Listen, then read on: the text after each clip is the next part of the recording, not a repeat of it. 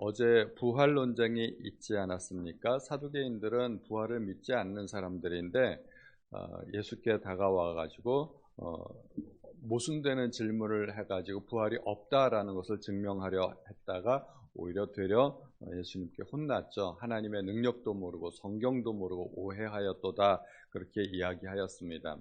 바리새인들과 사두개인들은 서로 별로 관계가 좋지 않은 사람들이었습니다. 사두개인들이 예수님한테 혼났다 하는 이야기를 듣고 바리새인들이 아마 좀 우쭐했을 겁니다.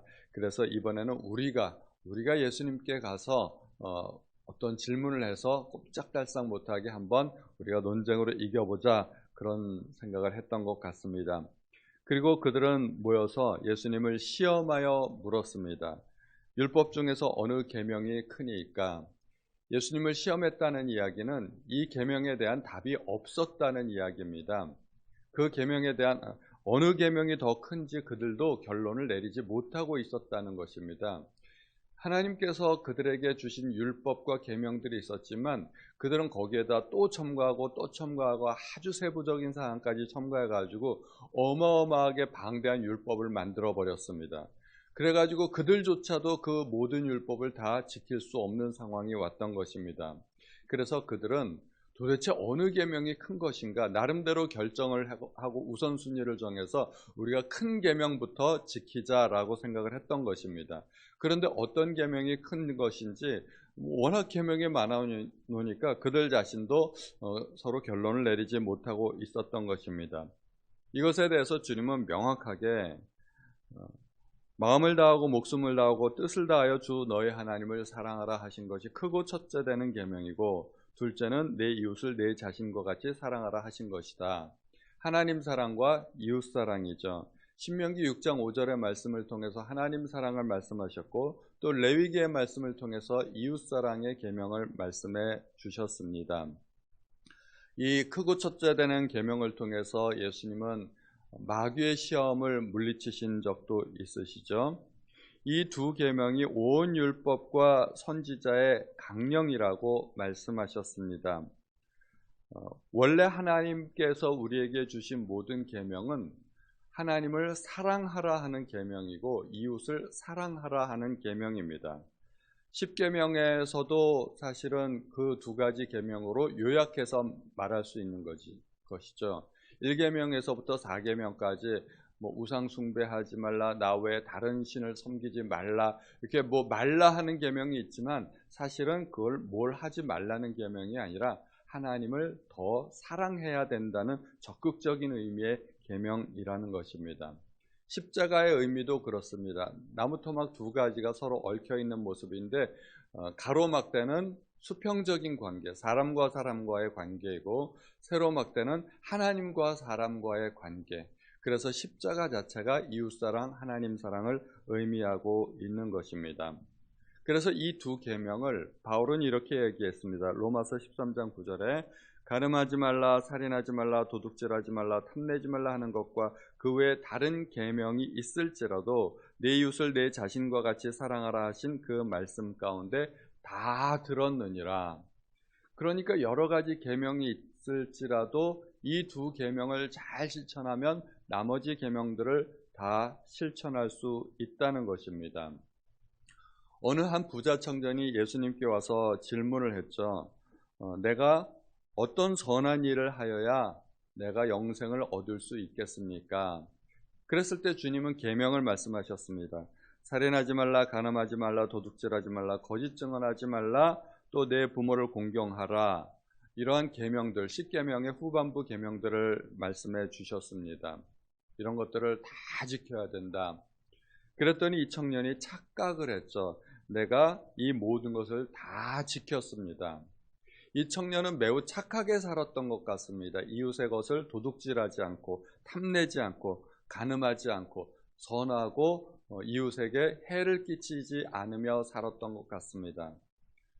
그래서 이 청년은 자기가 계명을 다 지켰다고 생각했는데 착각한 것이죠. 원래 그 계명들의 의미는 이웃을 사랑하라는 의미이지 이웃에게 해를 끼치지 않는 것으로 만족해서는 안 된다는 것입니다.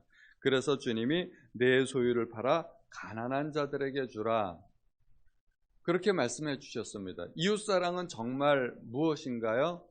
내가 희생해 가면서 내 것을 이웃에게 베풀므로 이웃을 사랑할 수 있는 것인데, 이 친구는 도둑질하지 않는 것 가지고 이웃에게 해를 끼치지 않는 것으로 이웃을 사랑했다고 착각하는 것이죠. 예를 들면 간음하지 말라는 계명은 무엇일까요? 그것은 아내를 사랑하라는 의미입니다. 어떤 남편이 간음하지 않고 그런데 집에 가서는 아내에게 협박하고 가정폭력을 행사하고 아내를 구박하고, 그러면 계명을 지킨 것일까요? 나는 간음 안 했으니까 10계명 다 지켰다. 그러나 그것은 아내 사랑하는 것이 아닙니다. 간음하지 않는 것이 아내를 사랑하는 것이 아니라 정말 아내를 말로써 위로하고 따뜻한 말 한마디 해주고 보듬어주고 필요하다면 설거지도 해주고, 이것이 아내를 사랑하는 것이죠. 집에 가서는 아내를 구타하고 가정폭력을 행사하고 그러면서 밖에 나와서 간음하지 않았다고 그 아내를 사랑했다고 말할 수는 없다는 것입니다. 그러므로 진정한 십계명의 의미는 내가 악을 행하지 않는 것, 그런 소극적인 의미가 아니라 더 적극적으로 하나님 사랑, 이웃 사랑을 실천해야 된다는 것입니다.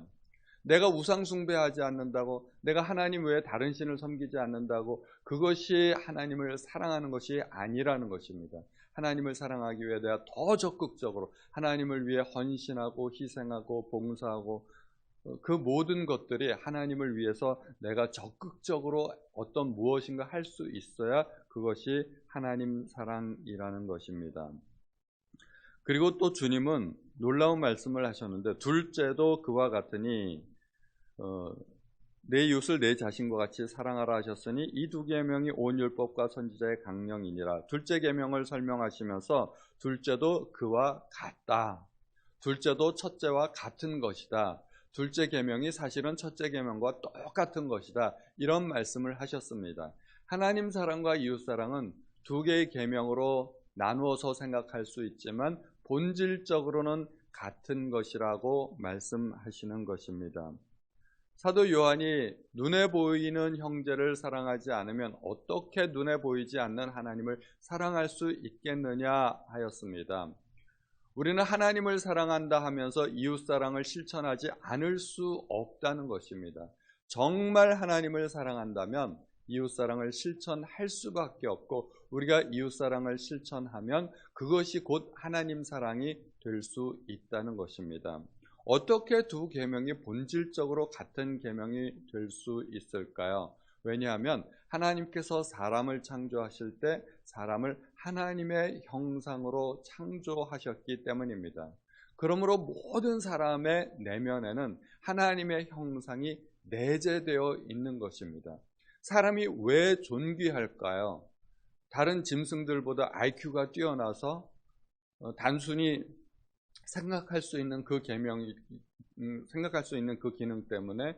다른 짐승들은 기어다니고 네 발로 걸어 다니는데 우리는 두 발로 걸어 다니기 때문에 그래서 존귀한 걸까요? 인류학자들은 그렇게 생각할지 모르지만 우리는 사람이 존귀한 이유를 우리 속에 들어있는 하나님의 형상 때문이라고 생각할 수 있어야 됩니다. 우상 숭배는 왜 나쁜가요? 송아지 형상을 새겨놓고 그 앞에 절을 하면 왜 나쁜 것일까요? 사람의 속에는 하나님의 형상이 있는데 하나님의 형상을 짐승의 형상 앞에 무릎을 꿇게 하는 거잖아요. 그것은 하나님을 모독하는 겁니다. 그래서 우상 숭배가 옳지 않은 것입니다. 예전에 뉴스 보니까 아랍 국가들과 미국 사이에 서로 적대적인 감정이 있고 관계가 좋지 않을 때 아랍 국가들이 성조기를 불태우더라고요. 성조기를 불태우고 미국 대통령의 형상을 마네킹으로 만들어 가지고 마네킹을 막 불태우고 화형식에 처하는 그런 의식을 거행하더라고요. 미국 대통령을 마네킹의 모양으로 만들어서 불태우는 것, 또 성조기를 불태우는 것, 이것은 미국에 대한 적대적인 감정을 그들이 표현한 것입니다. 성조기는 미국의 상징이죠. 그리고 미국 대통령 또한 미국 상징이 될 수 있습니다. 그냥 단순한 마네킹을 불태우는 것이 아니라 그것을 미국 대통령의 모양으로 만들어 놨다는 것은 미국 대통령을 그만큼 그들이 미워한다는 적대적인 감정을 드러내는 것이죠. 그 마네킹 속에 대통령의 형상이 들어있기 때문입니다. 그러므로 우리가 어떤 형상에 대한 마음가짐을 굉장히 조심해야 되는 것입니다. 사람 속에는 하나님의 형상이 들어있다는 것을 우리가 잘 알아야 됩니다. 예전에 드라마를 보니까 6.25 때 헤어진 그 가족, 우리가 6.25 때 많은 사람들이 헤어지고 이산가족이 되어 있지 않았습니까? 그때 헤어진 그 가족 다시는 볼 수가 없게 되었는데 그 오래된 사진 한 장 가슴에 품고 그렇게 살더라고요. 그 가족들이. 가족 사진이 있는데 그 안에 남편의 얼굴이 있고 아내의 얼굴이 있고 또 자식들의 얼굴이 있고 그 구겨지고 빛 바래고 낡아진 그 가족 사진 한 장, 그 무엇과도 바꿀 수 없는 소중한 보물입니다. 그 사진 한 장을 평생 수십 년을 가슴에 품고 살아가는 것입니다. 그 사진이 왜 그토록 중요할까요? 그것은 종이 한 장에 불과한 것이 아닙니다. 그 사진 속에 가족의 얼굴이 들어있기 때문에 그 얼굴은 가족의 형상인 것이죠. 그래서 그 사진이 그토록 중요하고 절대로 잃어버릴 수 없는 보물이 되는 것입니다. 그래서 우리는 사람을 대할 때 결코 소홀히 대해서는 안 됩니다. 어린아이라고 해서 그 영혼의 가치가 떨어지는 것이 아닙니다. 어린아이도 역시 동일하게 하나님의 형상이 그 속에 들어있는 것이고, 또 장애인이라고 해서 그 가치가 덜한 것이 아닙니다. 장애인 역시 그 속에 동일한 하나님의 형상이 있는 것이기 때문에 우리는 여자와 어린아이와 노약자와 장애인, 그러한 사회적인 약자들을 배려하는 마음을 가져야 합니다. 왜냐하면 사회적인 약자 또한 동일하게 하나님의 형상이 들어있는 존귀한 사람들이기 때문입니다. 두 번째 단락에서는 바리새인들에게 왜 다윗이 그리스도를 주라 칭하였느냐 이렇게 묻고 있죠. 그들은 메시아를 기다렸습니다. 그들이 기다렸던 메시아는 정치적인 메시아였습니다. 메시아가 와서 우리를 로마의 속박에서 구해줄 것이고 우리에게 자유를 줄 것이라고 기대했던 것입니다. 그런데 다윗이 그리스도를 이끌어서 주라 말씀하였던 것은 그런 정치적인 메시아가 아니라는 것입니다. 그들이 기다렸던 그 메시아는 사실은 하나님의 아들인데 다윗이 그것을 깨달았다는 것이죠. 다윗조차도 목숨 바쳐 인생 바쳐 자기의 모든 것을 다 바쳐서 섬겨야 할 주님이라는 것입니다. 다윗도 그리스도를 주님이라 불렀거든 너희들도 그리스도를 주님이라 불러야 하지 않겠느냐. 그러니까 나를 자유롭게 해줄 단순한 정치적인 메시아가 아니라 내 목숨과 인생을 다 바쳐서 따라야 할 하나님의 아들이라는 것을 주님께서 가르쳐 주신 것입니다. 예수님은 우리의 모든 죄를 용서하기 위해서 십자가에 못 박혀 돌아가신 분이십니다.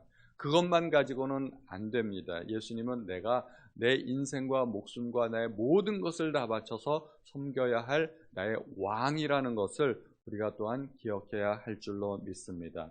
그래서 우리가 예수님을 사랑하고 이웃을 사랑하는 우리 모든 성도님들 되시기를 우리 주님의 이름으로 축원드립니다.